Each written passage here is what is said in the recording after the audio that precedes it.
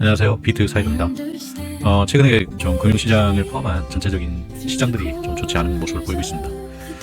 오늘은 그 트럼프 관세 이후에 저는 급등을 할 거라고 이전 영상에서 좀 말씀을 드렸고요. 관세와 관련해서 불확실성 해소에 대한 부분으로 좀 이해를 했었는데 금융시장이나 이런 부분에 있어서는 아무래도 추가적인 하락을 지금 보여주고는 있습니다. 다만 이것이 계속 갈 것이냐 부분들은 좀 고민을 해볼 필요가 있거든요. 더 오늘은 차트적인 부분보다는 투자와 관련돼서 간단하게 말씀을 드리고자 방송을 좀 켰고요. 비트코인 먼저 잠깐 보겠습니다. 비트코인 같은 경우는 이전 영상에서 지속적으로 말씀드렸듯이 하단에 대한 그 하락이 계속 있다라고 말씀을 드렸고요. 지금은 비트코인이 원래 예상을 했던 부분은 4월 2일을 기점으로 해서 찍고 윗꼬리를 달고 반등하는 것을 예상을 했었는데 4월 2일 관세 정책 이후에 옆으로 횡보를 하고 있는 모습을 좀 보이고 있습니다. 그래서 조금 더 관망을 해야 하는 시간이 좀 필요한 시점인 것 같습니다. 또 니플을 잠깐 보겠습니다. 니플도 잠깐 보면 말씀드렸듯이 이전 영상에 말씀드렸듯이 손절가를 지정해드렸고 새로운 추세를 열었고 이 추세에 따라서 4월 2일을 기점으로 이렇게 올라갈 거라고 저는 예상을 했었는데 지금 흘러내리고 있는 그 형태로 지금 방향이 좀 다르게 가고 있는 모양새입니다. 다만 긍정적인 거는 이전 영상에서도 말씀드렸지만 이 헤드앤숄더를 그리고 있다라고 말씀드렸습니다. 그래서 이 헤드앤숄더의 이 하단을 깼을 때는 급락이 나올 수 있다라고 말씀드렸었는데 다행스럽게도 지금 그 부분에 대해서는 지금 지지를 하면서 짧게나마 반등을 좀 보여주고 있는 캔들을 보여주고 있는 상태라고 보시면 될 것 같고요.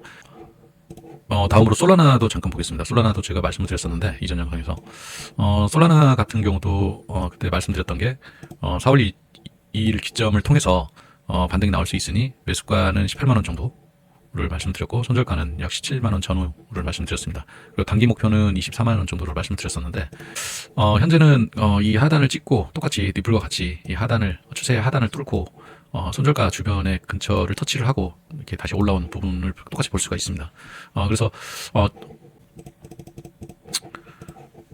지금의 차트 분석은 큰 의미는 없다라고 판단을 하고요. 왜냐하면 시장에 따라서 움직임이 달라지는 시장이기 때문에 차트보다는 지금의 시장의 움직임에 따라 대응을 하는 게 맞을 거라고 생각합니다. 해외 주식도 한번 잠깐 볼까요? 해외 주식 시장도 굉장히 많이 하락을 하고 있는 모습이고요. 애플부터 시작해서 테슬라, 팔란티어, 엔비디아가 거의 하락세가 엄청난 이런 부분을 볼 수가 있는데요. 그나마 비트코인 같은 경우는 4월 2일 이후에 금융시장보다는 많이 하락은 하지는 않고 약간 버텨주면서 옆으로 횡보하는 그 모습을 보여주고 있는데요. 이 횡보를 하고 이렇게 하락을 하더라도 결국엔 상승으로 간다라고 저는 생각을 하고 있습니다. 과거의 그 금융시장의 그 흐름을 보면 굉장히 많은 대공황이 있었고 인플레가 있었고 블랙 먼데이가 있었고 닷컴 버블이 있었고 코로나 팬데믹이 있었고 서브프라임 모기지가 있었고 굉장히 많은 그 사건으로부터 하락에 대한 부분들이 굉장히 많이 나온 부분들이 있습니다. 근데 결국엔 저희가 크게 봤을 때는 주식은 결국엔 상승할 수밖에 없다라고 판단을 하시면 되고요. 지금과 같은 이런 상황을 오히려 기회로 삼는 게 맞지 않나라고 생각을 합니다. 그리고 지금의 비트코인 차트나 이 해외 주식이나 나스닥이나 국내 코스피라든지 이런 증시의 그 차트를 보면 제가 봤을 때는 결국에는 나중에 가서는 그때 살 걸, 그때 샀었어야 하는데 라고 말할 때 이때가 가장 개미들이 공포를 느끼고 스트레스를 많이 받는 구간이다라고 생각을 합니다. 돈을 버는 사람들은 그 현금에 대한 부분들이 많아서 그럴 수도 있지만 일정 부분에 대한 그 기간을 기다렸다가 이렇게 공포의 하락에 나왔을 때는 정말 몇 년 만에 기회를 주는 그 기회라고 판단을 해서 과감한 투자를 하는 경우들도 굉장히 많고요. 물론 이제 우량주나 가상자산 기준으로 비트코인이라든지 솔라나라든지 니플이라든지 이렇게 좀 튼튼한 종목들에 대해서 말씀을 드리는 거고요.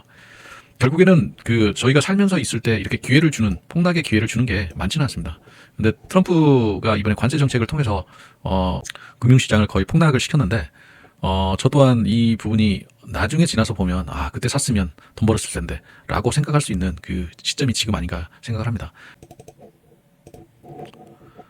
저희가 투자를 함에 있어서 이렇게 폭락장이 올 때 저희가 스트레스를 받고 건강을 해치거나 그랬었다면 이게 지나고 이 상승장이 오더라도 이미 이때 해쳐진 건강이나 이런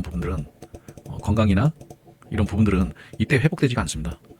그래서 결국에는 이 좋은 장이 오더라도 이미 이때 스트레스를 많이 받고 몸을 훼손시켰다고 하면 그거는 그대로 회복되지 않고 내 몸에 손해로 계속 남아있거든요. 그래서 투자하는 데 있어서 혹은 뭐 살아감에 있어서 좀 범위가 크긴 하지만 살아가는 데 있어서 굉장히 힘든 일이 있더라도 그 힘든 일은 결국엔 지나가게 돼 있습니다. 다만 내가 보내고 있는 시간 그리고 내가 지금 받고 있는 내 몸을 해치고 있는 그런 스트레스 이런 것들로 인해서 좋은 장이 오거나 좋은 일이 생겼을 때도 그거를 즐기지 못하고 내 몸이 아파버리는 그런 경우가 되지 않도록 건강관리에 신경을 쓰시고 스트레스를 최소화하고 긍정적으로 결국에는 지금의 시점이 나중에 돌아와서 보면 아 그때 살 걸, 그때 물을 조금 더 내릴 걸 그랬나? 그때 조금 더 샀으면 더 좋았을 텐데 이런 과정이 분명히 옵니다.